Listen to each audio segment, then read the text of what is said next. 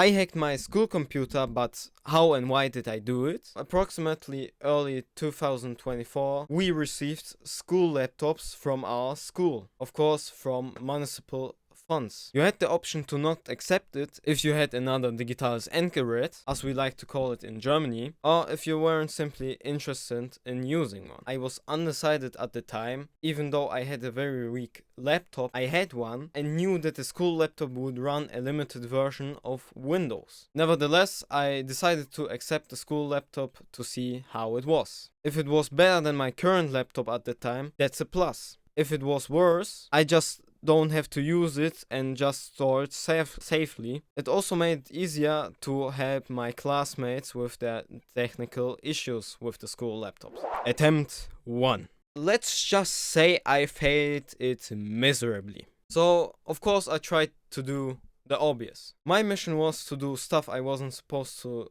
do on the Windows side of things, or even better, try to install a completely other operating system. So of course, to do that, I tried to boot it from an USB stick for mine. I couldn't boot from the UEFI because it had a UEFI password, and trying to boot like from the boot menu, so switching the boot order in it, also didn't work because it wasn't enabled in the UEFI. So that didn't work. I of course thought on the Windows side of things to do an buffer overflow.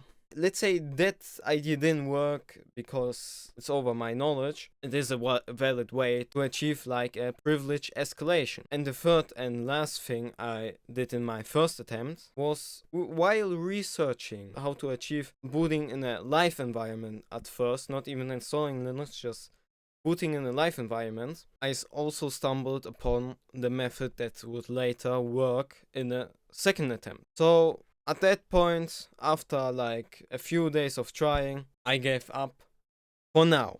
So of course, life goes on. Almost a year passes, and we've come to attempt 2.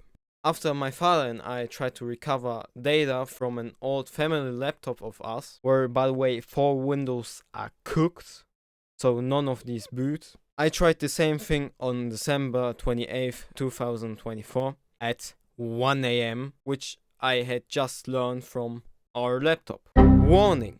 Don't use the method I'm going to show you illegally or for malicious intentions. I only did it because I wanted to see how far I could get, like decades ago.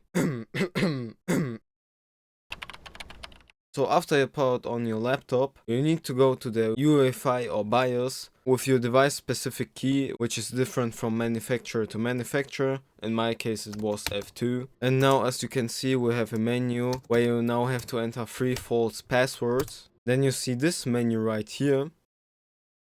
Press enter and choose enter unlock password. And now after the enter unlock password, you see the key that we need.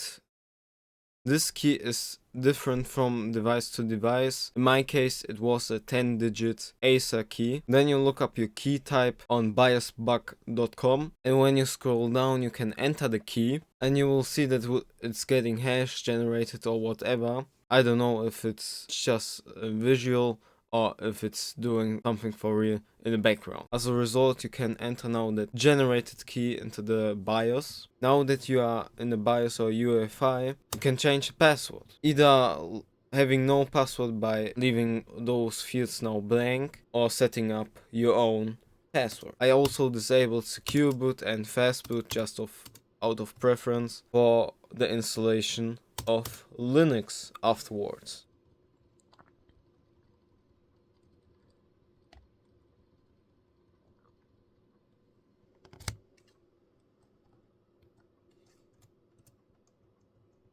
Womp. Like I said, I installed Linux on it, and here it is in action. By the way, it also has a touchscreen, and also is a 2-in-1, because it's a laptop and tablet in one device. If you flip the keyboard on the back of the display.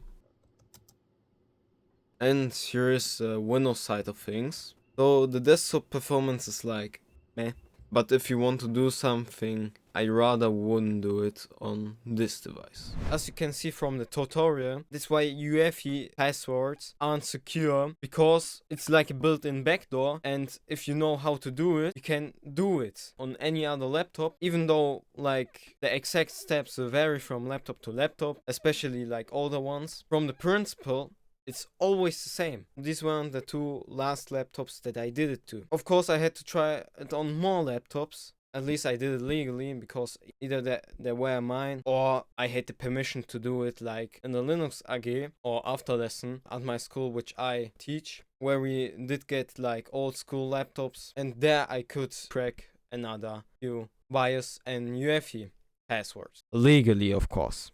After installing Linux on my school laptop, I experienced problems. In my case, I installed Debian on it, like a server install, only a TTY. And the first thing, even after installing KDE Plasma on my minimal install, the Wi-Fi wasn't working, brother. And after a few days, if not even a week, of being frustrated by it, I eventually found a solution which is actually easy. The problem was that I just had to install the Intel Wi-Fi drivers, because the school laptops use Intel Wi-Fi cards. The second problem that I experienced on a Linux side of things was that grub didn't want to boot Windows. It might have worked like once, twice, max 3 times, but generally grub didn't want to boot Windows. In that case, I usually just went to the boot menu, which I then unlocked, and booted Windows from there, from the Windows boot manager, or even went to the BIOS and changed the boot order. And the third and last issue or problem I experienced was that weirdly you don't have access to the Windows partition from Linux without a password, but you can't get that password. For some, and even I thought firstly Windows was encrypted with BitLocker, but from the Windows side of things, it doesn't look like that. So yeah, I don't know what it was. It didn't work like from Debian or even Linux Mint. The Epilog. So of course, after all that wasn't the whole story. It didn't end there. It didn't end on a happy end, or like you thought it would.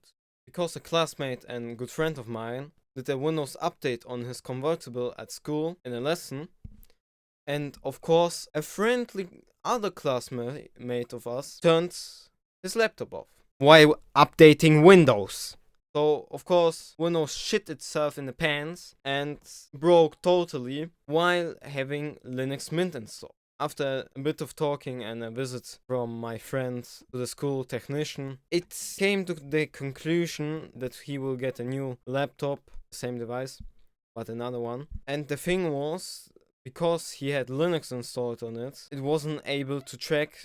That's why he got a new device. And as you might know, I also had Linux installed on mine, and even told my school technician about it. And it was the thing that he couldn't track his and mine school laptop because of Linux, that it's like not the full Windows partition. It's meant to be like 128, 120 gigabytes, more like 90, which for me is like a stupid thing. Also, it could be other factors, like having my school laptop completely shut off. But yeah, it was the situation. Of course, you can think, after having that school laptop and especially operating system of mine, I was absolutely pissed and also sad about it, that I don't have the privilege anymore. Because for the same reason that it couldn't be, that my laptop or device couldn't be tracked anymore, I had to give in my current device or laptop and get also a new one. And on the new one, I shouldn't install Linux. And after the situation as a whole, I decided to buy a ThinkPad and have my own school laptop, school device, and have my freedom back. And if you want that I make a review about my ThinkPad, also a T480, just write a comment. I would happily do it. Oh yeah, that's like the whole story. Especially, it's a nice story that I can tell till I'm old. All the learnings from it are nice. And yeah, and I got to make a video about it and tell you a story and a vulnerability. Also, if you want support from me while switching from Windows to Linux, it's the first link in the description. Other than that, you can like and subscribe, leave a comment, and we will see us in the next one. Bye.